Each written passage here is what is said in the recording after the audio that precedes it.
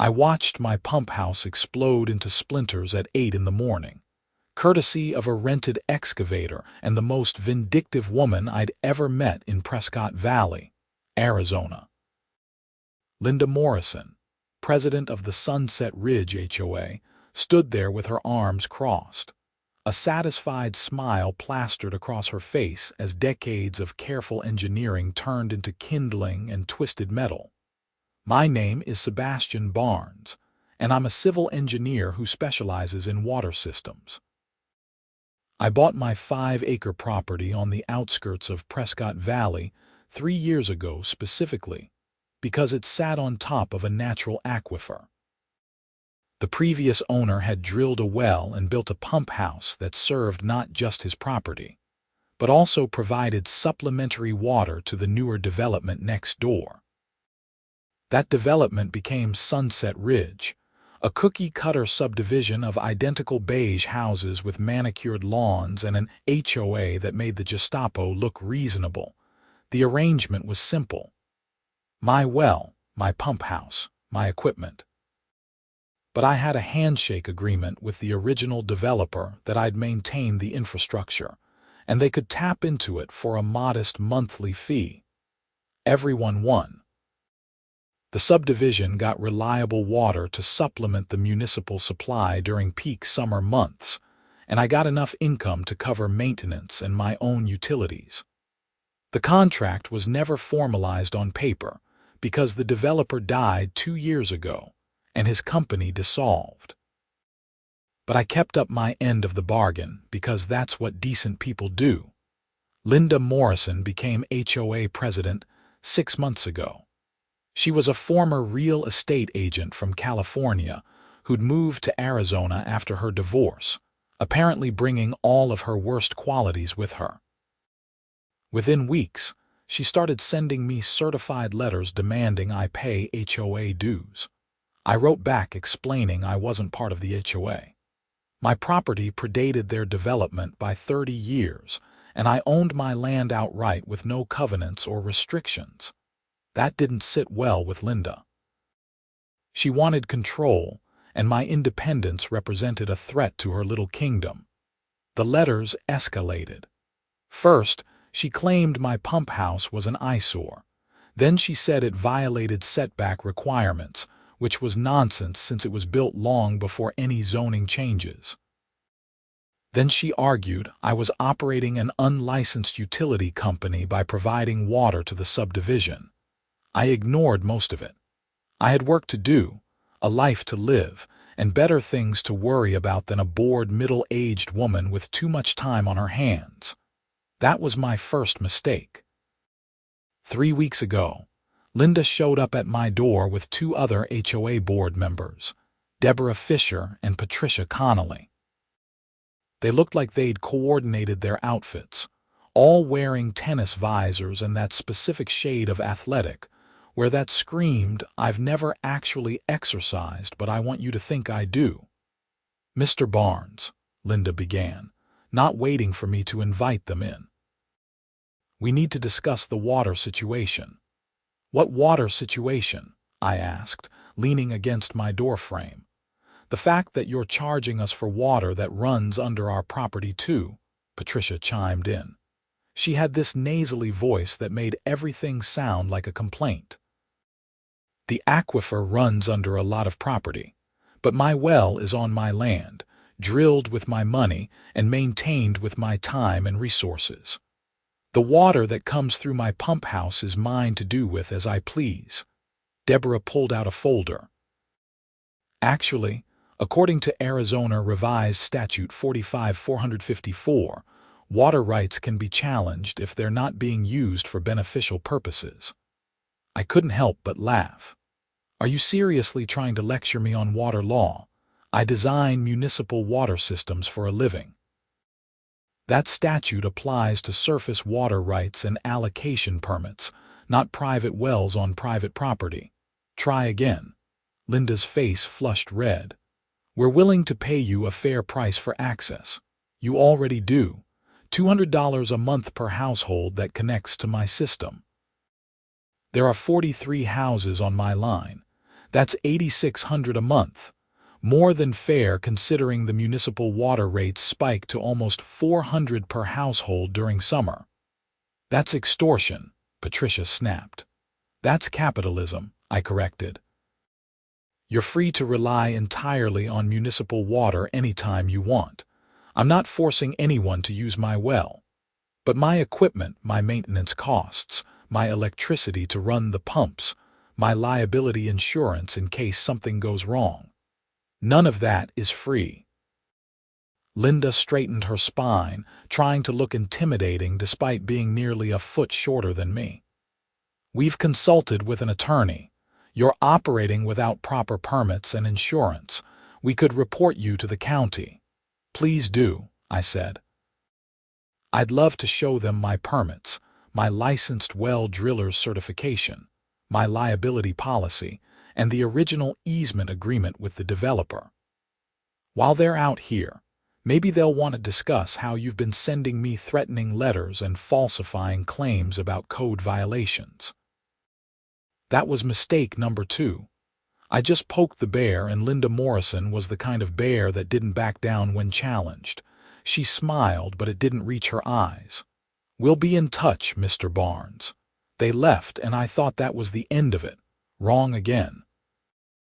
2 weeks later, I came home from a job site in Phoenix to find a notice nailed to my fence post. The HOA had filed a complaint with Yavapai County claiming my pump house was a safety hazard and environmental risk. They alleged I was contaminating the groundwater with fuel from my generator, that the structure was unsound and posed a collapse risk, and that I was operating a commercial enterprise in a residential zone. All lies. Complete fabrications. But I had to respond, which meant taking time off work, hiring an attorney, and gathering documentation. The county inspector came out 3 days later. He walked around the pump house, checked my permits, tested the water quality, and examined my generator setup. Mr. Barnes, I don't see any problems here, he said, filling out his report. Everything's up to code, your permits are current, and your equipment is well maintained. Better than most commercial operations I inspect. Whoever filed this complaint was either mistaken or deliberately wasting county resources. The HOA next door, I explained. The president has it out for me, he frowned. That's unfortunate. False reports can result in fines for the complainant. I'll note that in my findings. The inspector left, and I thought justice had prevailed. The county sent a letter to the HOA stating the complaint was unfounded, and further frivolous complaints could result in penalties. I actually felt pretty good about it. Maybe Linda would back off now that an official agency had called her bluff. I should have known better. The morning my pump house was demolished, I'd gotten up early to drive to a consultation in Flagstaff. I was loading my truck when I heard the rumble of heavy machinery. At first, I thought it was construction on the main road. Then I saw the excavator rolling up my driveway, followed by Linda's white Lexus SUV and a truck with Prescott Valley demolition on the side. I ran toward them, waving my arms. What the hell are you doing? This is private property. The excavator operator, a guy in his 20s with a sparse beard and a confused expression, stopped and leaned out of the cab. I got a work order to demolish a pump house at this address. From who? The HOA. Lady over there said it was authorized. Linda climbed out of her SUV holding a clipboard. Mr. Barnes, the county has determined your structure is unsafe and must be removed immediately. That's a lie. The inspector cleared everything 3 days ago. I have the report. She pulled a paper from her clipboard and waved it. This is an emergency demolition order signed by the HOA board and authorized under our community safety bylaws. Your bylaws don't apply to my property. I'm not in your development. According to the county assessor's office, the pump house sits partially on an easement that runs through HOA property. That makes it subject to our regulations. My mind raced. There was an old utility easement that crossed one corner of my lot, dating back to when the original power lines were run decades ago. But the pump house was nowhere near it. I'd checked the survey when I bought the place. "Show me the survey showing my pump house on your easement," I demanded. Linda smiled that awful smile again. "We don't need to show you anything. The work order has been issued. You can file an appeal with the board next month at our regular meeting." "Next month? You're demolishing my property right now. And if you interfere, we'll call the sheriff's department for obstruction and trespassing." I stood there, trapped. If I physically stopped them, I'd be arrested. If I let them continue, I'd lose infrastructure that cost $60,000 to build and represented the water supply for myself and 43 households.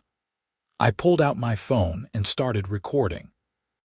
"For the record," I said loudly, making sure my phone captured everything, "I am Sebastian Barnes, owner of this property. I did not authorize this demolition.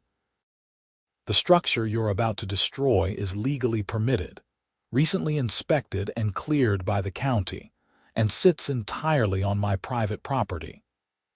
I am formally objecting to this action and notifying you that you're committing criminal trespassing and destruction of property." Linda waved dismissively at the excavator operator. "Proceed." The young guy looked uncomfortable. "Man, I don't know if he's saying he owns it." "You have a work order," Linda interrupted. "You've been paid. Do your job or we'll sue your company for breach of contract." The operator hesitated, then shrugged and fired up the excavator. I kept recording as the mechanical arm swung toward my pump house. The first blow punched through the roof. The second tore out the side wall. Inside, I could see my pump assembly, the pressure tanks, the filtration system, the control panel. All of it expensive, all of it necessary, all of it about to become scrap metal. I called 911. "I need police at 4250 Canyon Ridge Road. Someone is destroying my property without authorization." The dispatcher said they'd send a deputy. The demolition continued. Within minutes, the pump house was reduced to rubble. The excavator's arm crashed down on the main pump, shattering the housing and ripping the motor from its mounts. Water began spraying from severed pipes, creating a muddy pool around the wreckage. "Shut off the main valve," I yelled, running toward the debris. I had to crawl through twisted metal and broken concrete to reach the underground valve box. My hands were bleeding by the time I got it closed, stopping the flow. When I stood up, covered in mud and blood, Linda was taking pictures with her phone.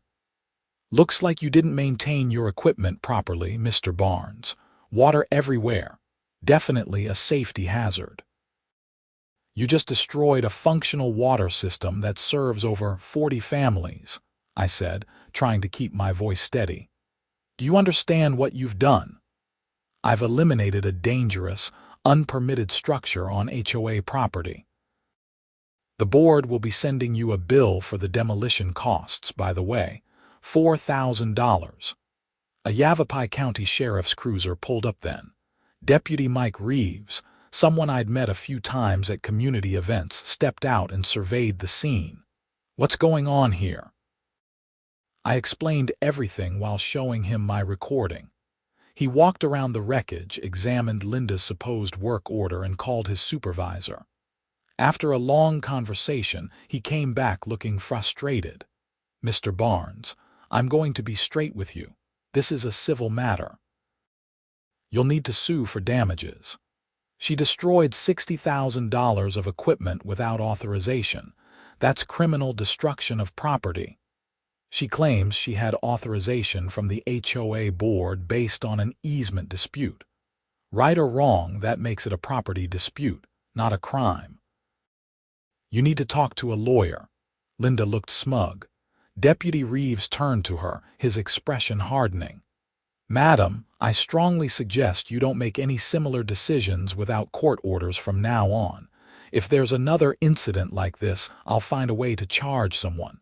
She just shrugged. We were protecting our community. The deputy left. Linda and her demolition crew left. I stood there alone, looking at the ruins of my pump house, water pooling around my boots, my phone full of video evidence but no immediate recourse. I called my attorney, Marcus Webb, who'd handled my property purchase and various contract work over the years. "They did what?" he said when I explained the situation. "Demolished the whole thing. I've got video, photos, everything." "Okay, don't touch anything else at the scene. I'm getting an emergency injunction to prevent them from doing anything more, and we're filing for damages. This is clear-cut trespassing and destruction of property." "But Sebastian, this is going to take time. Courts don't move fast." "How long?" "Weeks at minimum. Maybe months for a trial date if they contest it." I looked at the wreckage again. "The subdivision is going to run out of supplementary water by tonight. In this heat, they'll exceed municipal capacity in hours.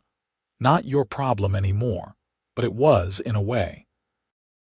I didn't have any love for Linda and her HOA board, but there were 43 households full of regular people who had nothing to do with this mess.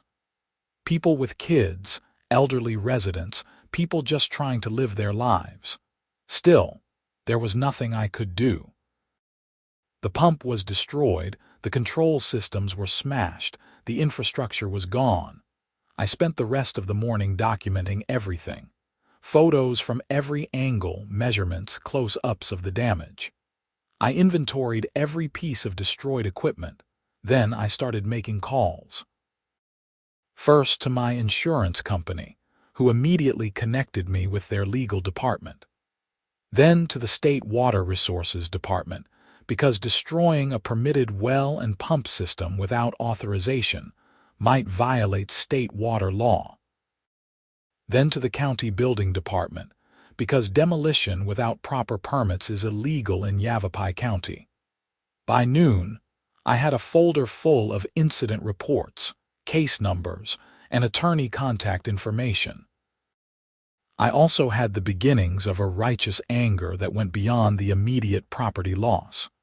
Linda Morrison had overstepped so catastrophically that she'd opened herself and the entire HOA board to massive liability.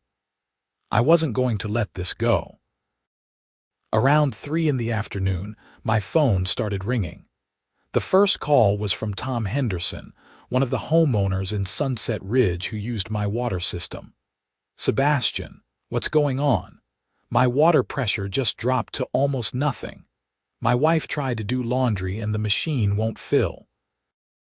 "The HOA demolished my pump house this morning," I explained. "The system is gone." Silence. "Then they did what? Why would they do that?" "You'd have to ask Linda Morrison, but there's no water coming from my well anymore. You're all running on municipal supply only now." "But the municipal system can't handle the whole subdivision during summer. That's why we were using your well in the first place." "I know. I'm sorry, Tom. This wasn't my choice." More calls followed. Janet Kowalski from Willow Court. Robert Brennan from Sagebrush Lane. Every conversation was similar. Confusion, anger, disbelief. I told each person the same thing. Talk to the HOA board.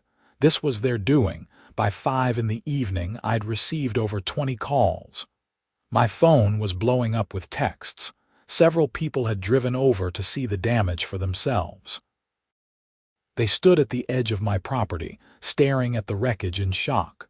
Sarah Martinez, a nurse who lived on Desert View Circle, walked up to me with tears in her eyes. "Sebastian, I have a daughter with medical needs. She requires frequent baths and sterile conditions. I can't do that with low water pressure. What am I supposed to do?" "I don't know, Sarah. I'm so sorry, but I can't fix this overnight even if I wanted to. The equipment is destroyed." "Who authorized this?" "Linda Morrison and the HOA board. Her expression shifted from sadness to fury. That woman. She's been impossible since she took over. Last month she threatened to fine me because my mailbox was the wrong shade of bronze. Bronze? Who the hell cares? Others joined in, each sharing their own Linda Morrison horror story. Fines for grass being a quarter-inch too long. Threats over holiday decorations. Demands to repaint houses that were perfectly fine.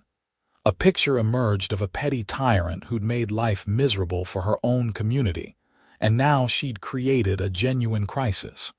As sunset approached, the temperature was still over 95 degrees. Peak water usage time. That's when the system really failed. I heard about it through my ongoing group text with several homeowners who'd become friendly acquaintances over the years. Toilets wouldn't flush. Showers reduced to trickles. Sprinkler systems couldn't engage, and with the heat, lawns would be dead within days. Brian Kowalski called me at 7. Sebastian, this is a disaster. The HOA emergency meeting just turned into a screaming match. Linda keeps saying you were operating illegally and they had to take action. But now she's claiming she didn't know the municipal system couldn't handle the demand. Of course she knew. I told her directly multiple times. It's in the emails I sent to the board. Can you come to the meeting? People need to hear your side, I considered it. When and where? 8 o'clock at the community center. Please, man, this affects all of us. I arrived at the Sunset Ridge Community Center at 7:45. The parking lot was packed. Apparently, word had spread. Inside, the meeting room was standing room only. Every chair was filled, people lined the walls, and the air conditioning struggled against the press of bodies and summer heat. Linda sat at the head table with Deborah and Patricia flanking her. She looked composed, almost smug until I walked in. Then her expression tightened. Whispers rippled through the crowd as people recognized me. Linda banged a gavel. This is an HOA member meeting. Mr. Barnes is not a member and has no right to be here. I invited him, Tom Henderson called out. We all want to hear what actually happened. The board has already issued a statement explaining the situation, Linda said. Mr. Barnes was operating an illegal water system. We took action to protect the community. Protect us from what? Sarah Martinez stood up. From having water. My daughter is sitting in a lukewarm bath right now because our water heater can't fill properly with the low pressure. The municipal system will adjust, Linda said. There may be some temporary inconvenience. I called the water department, Robert Brennan said. They told me they can't increase capacity to our area without major infrastructure upgrades that would take months and cost hundreds of thousands of dollars. This isn't temporary. You cut off our supplementary water supply with no backup plan. The room erupted. Everyone started talking at once, voices rising in anger and fear. Linda banged the gavel repeatedly. Order, I will have order. Let Sebastian speak. Someone yelled. Others took up the cry. Linda looked like she wanted to refuse, but the mood in the room was turning ugly. She gestured at me with barely concealed contempt. Fine. 5 minutes. I walked to the front of the room. I'm not going to sugarcoat this. My pump house, which was legally permitted and recently inspected by the county, was demolished this morning by the HOA. The equipment inside represented $60,000 of infrastructure that served this community reliably for years. I have video evidence, county inspection reports, and permits proving everything was legal and up to code. The HOA had no authority to take this action, and they did it anyway. You were charging us, Patricia interrupted, extorting money from homeowners. I was charging a fair fee to cover my costs of maintaining equipment that you all benefited from, $200 per month per household that chose to connect. Nobody was forced to use my system. but it saved you money compared to relying entirely on municipal water during peak summer months. That's beside the point, Linda said. The structure was on HOA property. No, it wasn't. And you know it wasn't. You lied about the easement to justify what you did. She stood up, face flushing. I did not lie. We had a survey done that showed, then show it. Right now. Show everyone this survey that supposedly proves my pump house was on HOA property. Silence. Linda looked at Deborah, who shuffled papers nervously. Patricia examined her fingernails. I thought so, I said. You don't have a survey because it doesn't exist.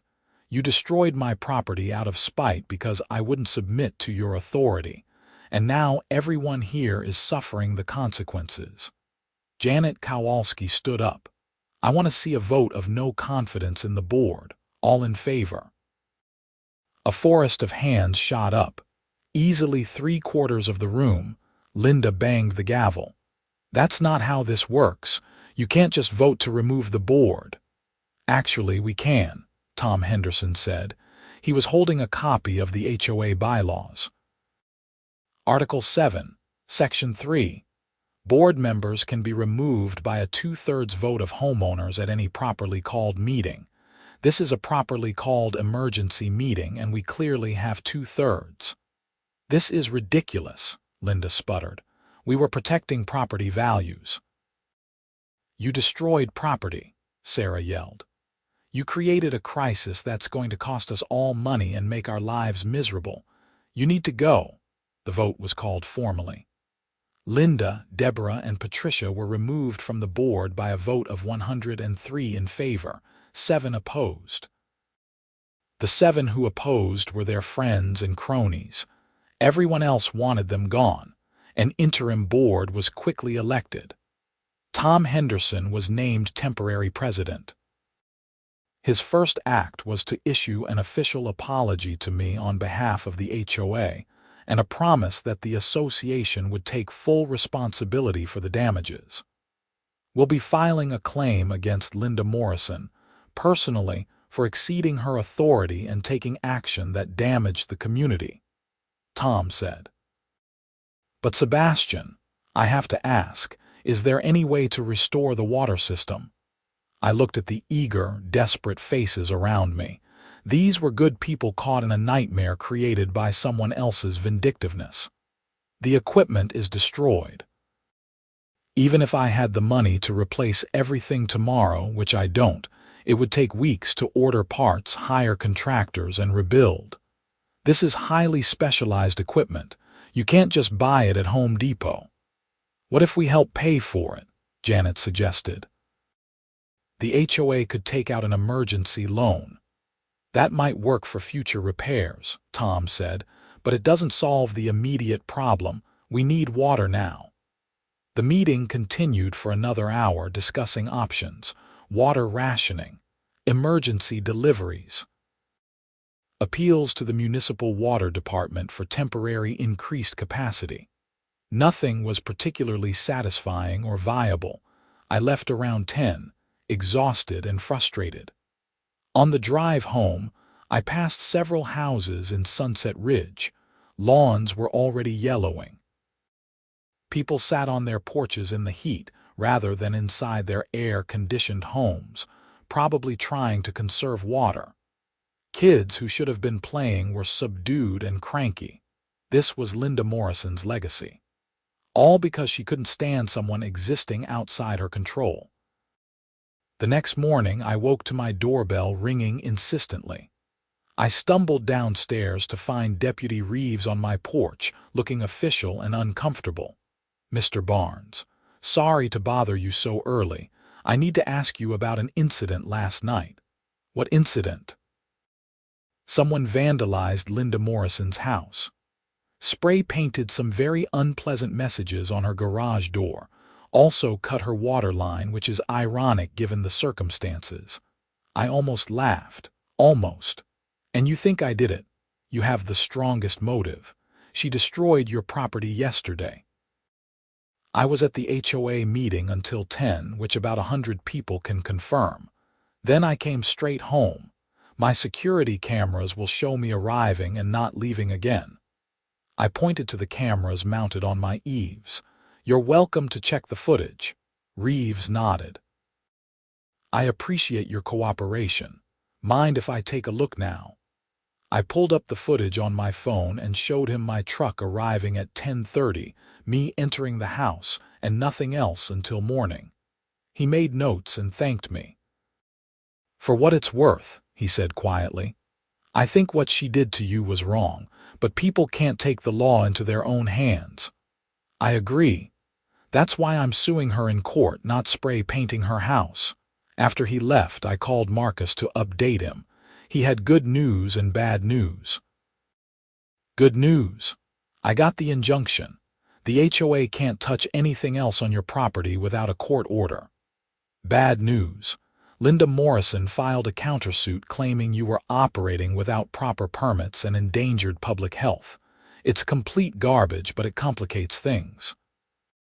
How long until trial? Judge set a preliminary hearing for 3 weeks from now. Trial date probably another month after that.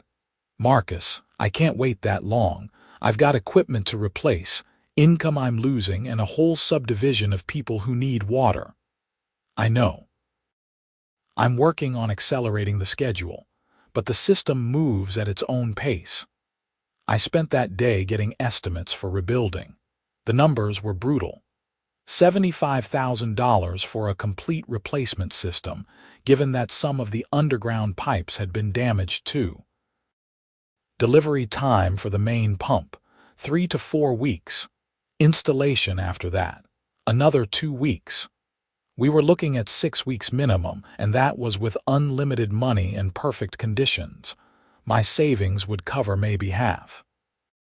My insurance company was still investigating the claim and wouldn't commit to a payout timeline. I was stuck. That evening, Tom Henderson called. Sebastian, I'm putting together an emergency fundraiser. The HOA is going to contribute what it can from reserves, and we're asking homeowners to pitch in. If we can raise enough to get you started, will you rebuild? I thought about it.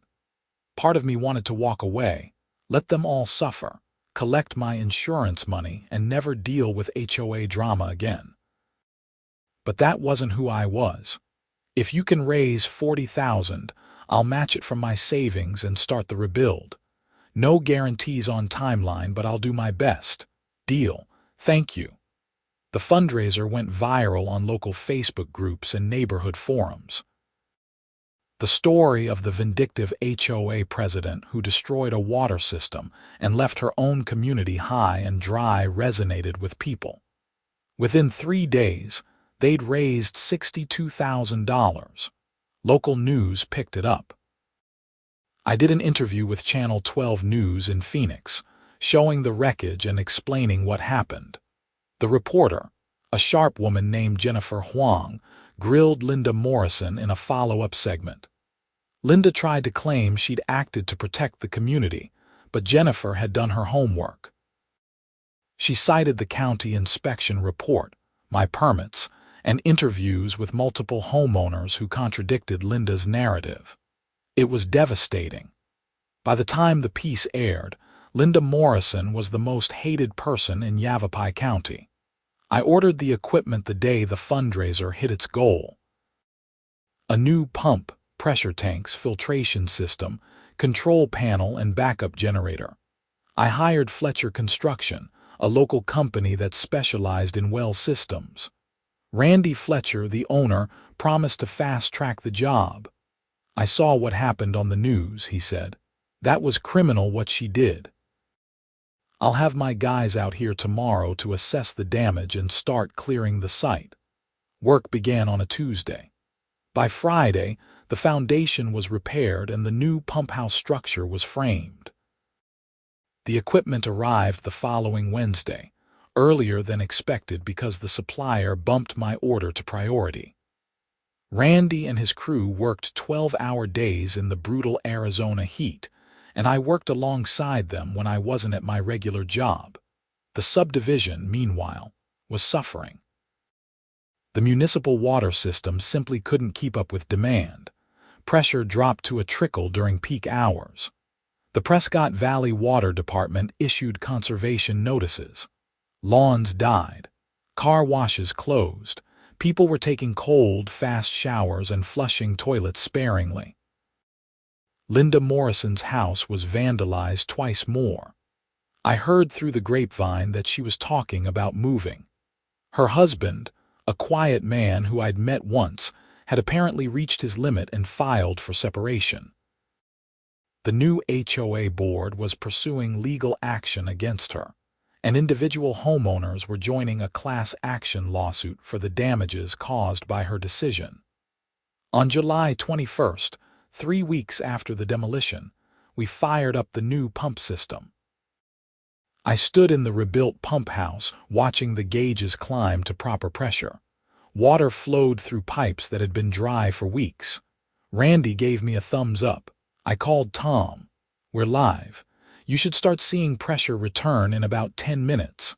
I heard him cheer on the other end. "I'm telling everyone right now."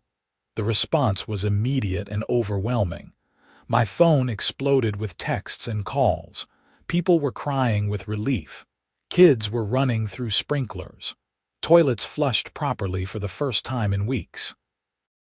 It felt like Christmas morning in the middle of Arizona summer. That evening, there was an impromptu celebration in the Sunset Ridge Community Park. Someone set up a grill. Kids played in the splash pad, which finally had enough pressure to work.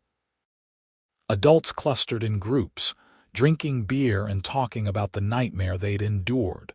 Sarah Martinez found me and hugged me so hard I thought my ribs would crack. "Thank you. You didn't have to rebuild, but you did. You're a good man, Sebastian Barnes." "I had a lot of help," I said, gesturing at the crowd. "Your community came together. Our community. You're part of it whether you're in the HOA or not." The legal proceedings moved forward through summer and into fall. My attorney Marcus was relentless. He deposed Linda, Deborah, and Patricia. He subpoenaed HOA records and found a damning email chain where Linda had written, "If Barnes won't submit to HOA authority, we'll make him regret it." She discussed the demolition plan 2 weeks before it happened, knowing full well the pump house was on my property and that destroying it would cause a water crisis. The preliminary hearing went better than expected. The judge, a no-nonsense woman named Carolyn Wright, read through the evidence with increasing disbelief. "Mrs. Morrison," she said, peering over her reading glasses, "you authorized the destruction of properly permitted infrastructure on property you didn't own, without a court order, based on what appears to be fabricated evidence about an easement. Is that correct?" Linda's attorney, a nervous young man who looked like he regretted taking this case, tried to respond. "Your Honor, my client believed she had authority under HOA bylaws. HOA bylaws don't override property law, Mr. Chapman. They certainly don't authorize vigilante demolition." Judge Wright turned to me.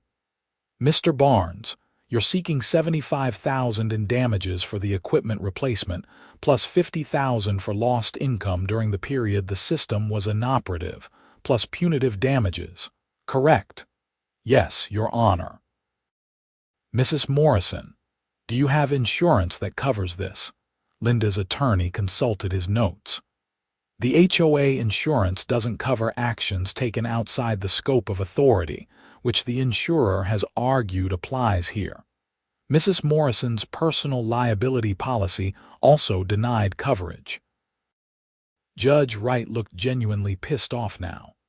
"So your client personally destroyed property worth hundreds of thousands of dollars and has no means to pay for it. We're prepared to set up a payment plan. I'm sure you are." The judge made some notes. "Here's what's going to happen. I'm granting summary judgment in favor of Mr. Barnes for the full amount of compensatory damages, $125,000. I'm also awarding $50,000 in punitive damages because this action was so egregiously reckless. That's $175,000, Mrs. Morrison. You have 30 days to make arrangements for payment, or I'll authorize seizure of assets. Linda went pale.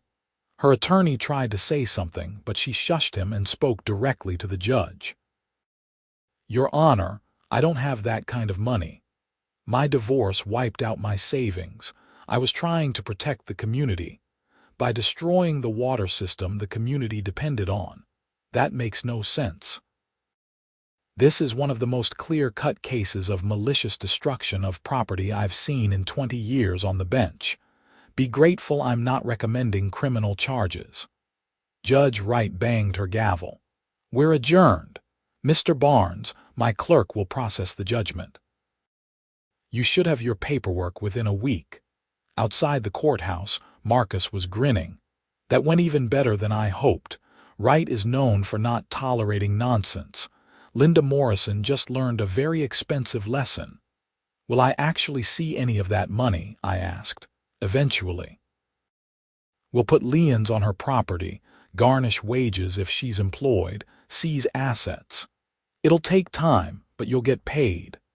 The class action lawsuit by the Sunset Ridge homeowners went to trial 2 months later. I testified about the damages, the water crisis, and Linda's actions.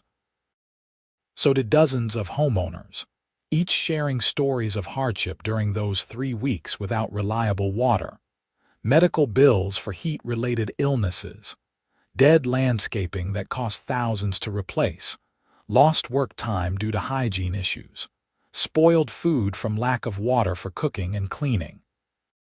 The jury deliberated for less than 4 hours. They awarded the plaintiffs $2 million in compensatory and punitive damages.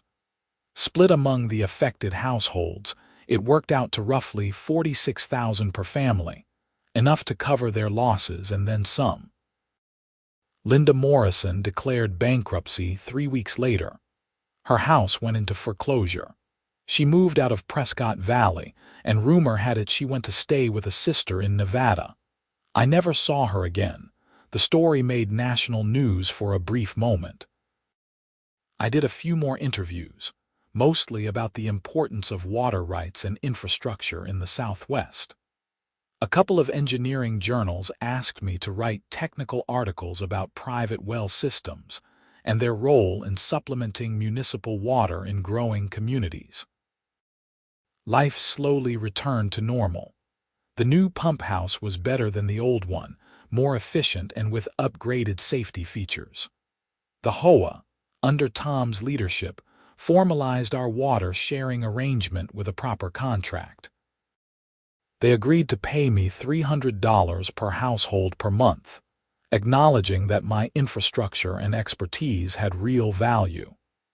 In exchange, I agreed to maintain the system to commercial standards and carry increased liability insurance. The relationship was professional now, documented and fair. I actually liked working with Tom and the new board. They respected boundaries, communicated clearly, and appreciated what I brought to the table. On a Saturday in November, cooler weather finally arriving in Arizona, I was doing routine maintenance on the pump when Tom stopped by with a case of beer and Randy Fletcher in tow. Thought you could use some help, Tom said. And beer, Randy added. Mostly beer. We ended up sitting on my porch as the sun set, drinking cold bottles and talking about everything except HOAs and water systems. It was nice. Normal. The kind of neighborly interaction that should have existed all along. You know, Tom said eventually, Linda left a bunch of boxes in the community center storage. We've been going through them, trying to figure out what to keep and what to trash. Found something interesting. He pulled out a folder and handed it to me. Inside were printed emails between Linda and a real estate development company based in Scottsdale. The company wanted to buy up properties in Prescott Valley, including Sunset Ridge and potentially my land, to build a larger master-planned community. Linda had been negotiating with them, promising she could deliver my property as part of the package. She was trying to force you out, Tom said. That's what this was really about. The developer offered her a consulting fee of $200,000 if she could assemble all the parcels they needed. Your land was the key piece. I read through the emails, feeling a mix of anger and vindication. So this was never about HOA rules or water permits. It was about money. Always is, Randy said. People like Linda don't see neighbors or community, they see dollar signs. Well, she paid a bigger price than she expected, I said. Bankrupted herself trying to make $200,000. Greed blinds people, Tom agreed. But hey, silver lining. The new board shut down any talk with that developer. We're not selling. This community is staying as is. We drank to that. To communities that work together instead of tearing each other apart. To respecting property and people. To the simple act of neighbors helping neighbors. As fall turned to winter, I received my first payment from Linda's bankruptcy settlement. $12,000, with more to come as her assets were liquidated. It wouldn't cover everything, but it was something. The insurance company finally paid out too, another $40,000. Between that, the fundraiser money, and the HOA's new contract payments, I ended up roughly breaking even on the whole nightmare. I upgraded my security cameras and installed motion-activated floodlights around the pump house. Not because I expected more trouble, but because prevention is always smarter than recovery. Randy helped me install a backup well pump system too, so if anything ever happened to the main pump again, water would keep flowing. In February, I got invited to speak at a conference in Denver about water resource management in growing Western communities. I talked about the Prescott Valley situation, focusing on the technical and legal aspects of private well systems and how they interact with municipal infrastructure.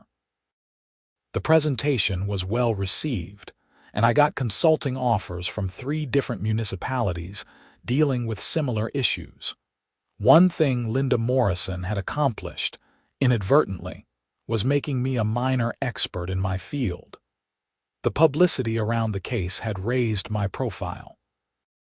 I was getting more work, better projects, and opportunities I wouldn't have had otherwise.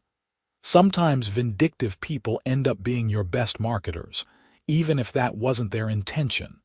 Sarah Martinez's daughter recovered fully from the stress of the water crisis.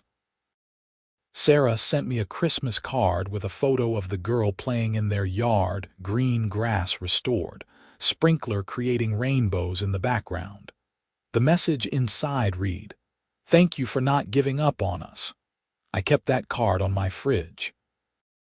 In March, the new HOA board organized a Community Appreciation Day. They presented me with a plaque that read, "To Sebastian Barnes, who kept the water flowing and the community thriving, with gratitude from Sunset Ridge." It was cheesy and wonderful, and I was genuinely touched. The legal saga finally concluded in April when the last of the appeals and motions were resolved. Linda's bankruptcy was finalized. The class action settlement was distributed. My judgment was recorded and partially satisfied. Everything was official and done. Marcus sent me a final bill and a note. "Most satisfying case of my career. Thanks for being a client who was actually in the right." I framed that note next to the plaque. Life in Prescott Valley continued. Seasons changed. The pump house hummed along reliably, providing water to my property and the subdivision beyond. I dated occasionally, worked steadily, and became a regular fixture at community events. Tom and I became genuine friends. Randy and I grabbed beers most Friday nights. The whole experience taught me something important about community and conflict. Linda Morrison represented a particular type of person who needs control and can't handle independence in others. She saw my refusal to submit to HOA authority as a personal challenge, and she escalated until she destroyed herself. But for every Linda Morrison, there were dozens of people like Tom and Sarah and Randy, good folks who just wanted to live peacefully and treat others fairly. The key was not letting the Linda Morrisons of the world define the community. You had to stand up to them, document everything, and trust that truth and law would eventually prevail. It was messy and expensive and exhausting, but it was worth it. On a particularly hot day in June, almost exactly a year after the demolition, I was inspecting the pump house when I noticed something. The concrete foundation had a small crack forming near one corner. Nothing serious, just normal settling, but it needed attention before it became a bigger problem. I called Randy. "Got a small repair job if you're interested. Always." "What's up?" I explained about the crack. He came out the next day with some hydraulic cement and tools. We fixed it in about an hour, then sat in the shade drinking water from my well, cold and clean and abundant. "You know what's funny?" Randy said. "That pump house is probably the best built structure in the whole area now. After everything that happened, you didn't just rebuild it. You made it better." "Had to," I said. "Couldn't let Linda Morrison's spite be the final word. That's the spirit. You took something destructive and turned it into something better. That's the real victory." He was right. The new pump house was more efficient, safer, and designed to last for decades. The community was stronger too, more unified and aware of what mattered. The HOA functioned properly now, focused on actual community needs rather than petty control. My business was thriving. Even my personal life had improved, with deeper friendships and a sense of belonging I hadn't expected to find. Linda Morrison had tried to destroy me out of spite and greed. Instead, she destroyed herself and inadvertently made everything better for everyone else. There was poetry in that, a kind of cosmic justice that felt satisfying in a way that even the court judgments didn't quite capture. As summer heat settled over Prescott Valley once again, lawns stayed green in Sunset Ridge. Sprinklers chattered in the evening. Kids played in splash pads and backyard pools.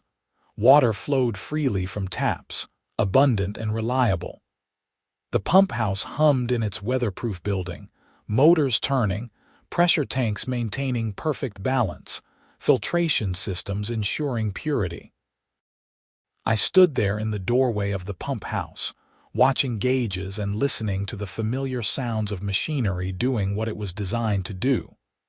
This was my legacy, not the conflict or the drama, but this: infrastructure that worked, water that flowed, a community that thrived.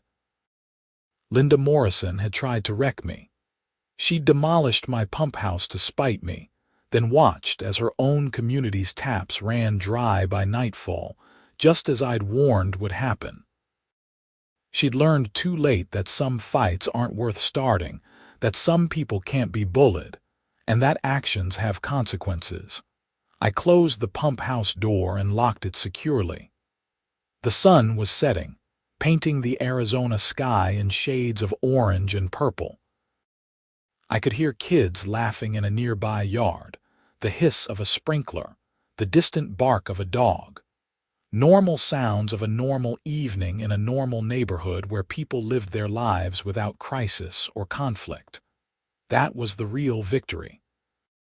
Not the money or the legal judgments or the news coverage, but this: normalcy restored, community preserved, life going on as it should. I walked back to my house, planning dinner and thinking about a project I was starting on Monday for a town in New Mexico with similar water challenges. The work was interesting, the pay was good, and I had expertise that people valued. Life was good behind me. The pump house continued its work, invisible and reliable, drawing water from deep underground and pushing it through pipes to homes and lives. The aquifer that had been there for thousands of years would be there for thousands more, and my small contribution was ensuring that resource was used wisely and fairly. Linda Morrison was gone. Her spite and vindictiveness faded into memory and cautionary tale. But the water flowed on, sustaining life, nourishing community, proving that some things are bigger than any individual's malice. That was the real lesson. Infrastructure outlasts personality. Community outlasts conflict.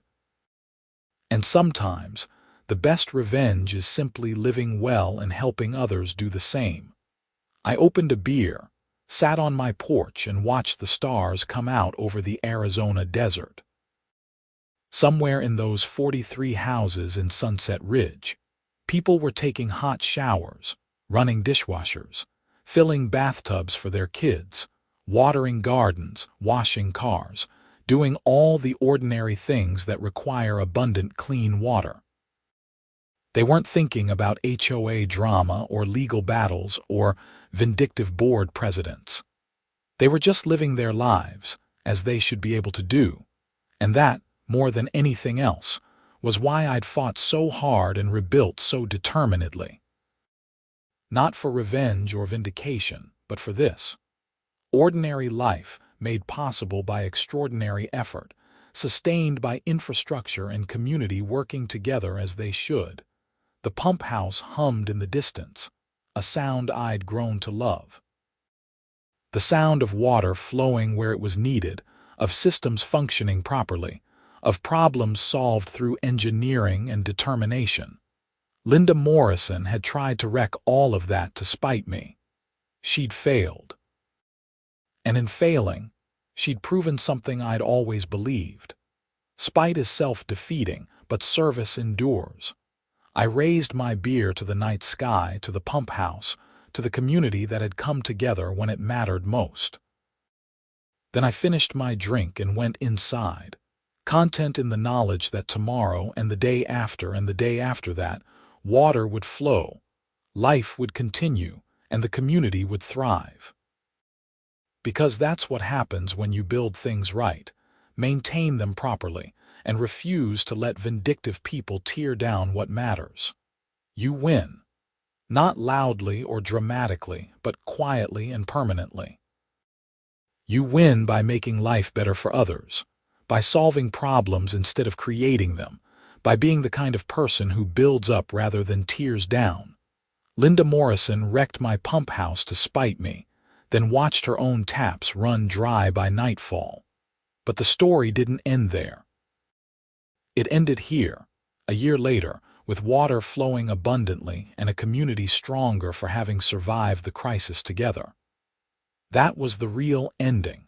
Not the dramatic conflict, but the quiet triumph of people working together to overcome what one person's malice had created. And as I turned off the lights and headed to bed, I felt grateful. Grateful for the community that had supported me, grateful for the skills that let me rebuild, grateful for the legal system that had provided justice, and even grateful in a strange way for Linda Morrison. Because her spite had forced me to build something better than what existed before, to create stronger connections with my neighbors, and to prove that doing the right thing, even when it's difficult and expensive and exhausting, is always worth it in the end. The pump house hummed through the night, water flowing deep underground and up through pipes and into homes. Tomorrow it would continue, and the day after that. And for years to come, long after anyone remembered the name Linda Morrison or the brief crisis she'd created in her quest for control and profit. That was the real legacy. Not destruction, but creation. Not spite, but service. Not conflict, but community. The water flowed, the desert bloomed, and life went on in Prescott Valley, Arizona, exactly as it should.